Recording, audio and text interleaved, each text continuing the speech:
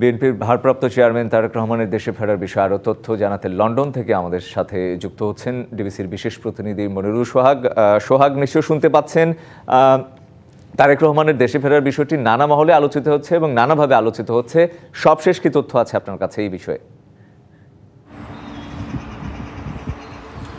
জি, আপনি জানেন যে বেশ কয়েকদিন ধরেই কিন্তু ঢাকার একটি হাসপাতালে বিএনপি চেয়ারপারসন সাবেক প্রধানমন্ত্রী বেগম খালেদা জিয়ার চিকিৎসা চলছে এবং এরই মধ্যে ইংল্যান্ড থেকে শুরু করে অন্যান্য দেশের যে বিশেষজ্ঞ দল রয়েছে এবং বাংলাদেশের চিকিৎসক যারা রয়েছে তাদের সম্মিলিত যে বিশেষজ্ঞ দল, তাদের সেই চিকিৎসায় কিন্তু এরই মধ্যে কিছুটা সাড়া দিয়েছে ওষুধগুলো বেগম খালেদা জিয়ার শরীরে। অর্থাৎ এটি খুবই আশার একটি বিষয় এবং চিকিৎসকরা আশা করছেন যে অল্প সময়ের মধ্যে তিনি আরও সুস্থ হয়ে উঠবেন এবং যদি প্রয়োজন হয় বা সম্ভব হয় তাকে বিদেশে উন্নত চিকিৎসার জন্য পাঠানো, সেটিরও হয়তো বা পাঠানো সম্ভব হবে, এটি আশা রয়েছে চিকিৎসক দলের। তবে তার চিকিৎসা নিয়ে চিকিৎসক দলের তথ্য ছাড়া অন্য কোনো তথ্যে বিভ্রান্ত না হওয়ার আহ্বান জানানো হয়েছে দলের পক্ষ থেকে এবং চিকিৎসকদের পক্ষ থেকে। এবং পাশাপাশি আপনি জানেন যে বিএনপি ভারপ্রাপ্ত চেয়ারম্যান তারেক রহমান তিনি দেশে ফেরা নিয়ে আসলে বিভিন্ন ধরনের কথা হয়েছে, তবে মূল বিষয় রয়েছে এখানে বেগম খালেদা জিয়াকে যদি উন্নত চিকিৎসার জন্য দেশের বাইরে নেওয়ার মতো পরিস্থিতি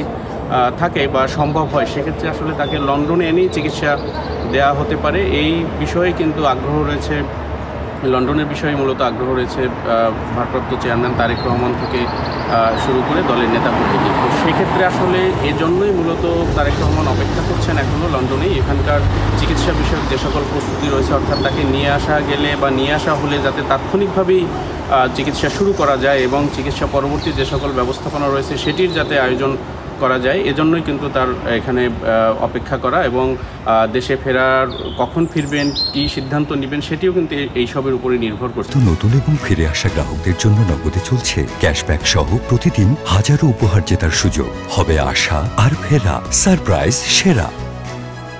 অর্থাৎ চিকিৎসক দলের যে সিদ্ধান্ত আসবে তার উপরেই অনেক কিছু নির্ভর করছে। আপনি জানেন যে এর আগেও কিন্তু বেগম খালেদা জিয়া অসুস্থ হওয়ার পর উন্নত চিকিৎসার জন্য তাকে লন্ডনে নিয়ে আসা হয়েছিল। সেখানে বেশ লম্বা সময়ের চিকিৎসার পরে এখান থেকে কিন্তু তিনি বাংলাদেশে বেশ সুস্থ হয়ে গিয়েছিলেন। তো সেই হিসেবে আসলে তারেক রহমান এবং বিএনপির নেতাকর্মী যারা রয়েছেন তাদের চাওয়া যে এবার যদি তাকে উন্নত চিকিৎসার জন্য দেশের বাইরে নিয়ে যাওয়া হয় বা নিয়ে আসার সুযোগ থাকে, সেক্ষেত্রে তাকে যাতে লন্ডনেই নিয়ে আসা হয়। সুতরাং এই সকল ব্যবস্থাপনা যেটি রয়েছে সেটিও কিন্তু এখানে চূড়ান্ত। আমরা যতটুকু জেনেছি যে তাকে নিয়ে আসা হলে বা নিয়ে আসা গেলে তাৎক্ষণিকভাবে যাতে চিকিৎসা শুরু করা যায় এবং চিকিৎসা পরবর্তী যে সকল ব্যবস্থাপনা সেটিও যাতে করা যায়, সেই প্রস্তুতি কিন্তু এর মধ্যে নেওয়া হয়েছে। এবং পাশাপাশি আপনি জানেন যে বেগম খালেদা জিয়ার জন্য কিন্তু বিএনপি নেতাকর্মী থেকে শুরু করে বিভিন্ন মহলের লোকজন, তারা কিন্তু সাধারণ মানুষ থেকে শুরু করে অনেকেই তার সুস্থতার জন্য দোয়া করছেন। আমরা দেখেছি যে লন্ডনেও কিন্তু বিএনপি নেতাকর্মী যারা রয়েছেন, অন্যান্য বাঙালি যারা রয়েছেন, তাদের অনেকেই কিন্তু এরই মধ্যে তার জন্য দোয়া করেছেন এবং তারা প্রার্থনা করছেন যাতে তিনি